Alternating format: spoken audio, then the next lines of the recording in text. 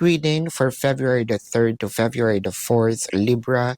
We have the Two of Cups, the Emperor, and the Ace of Pentacles.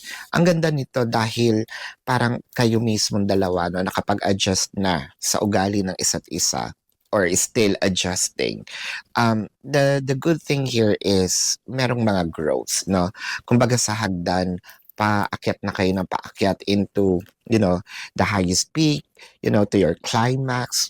Parang iba yung naisip ko doon. Anyway, nagkakaroon na rin ng, yung structure, itong relationship ninyo.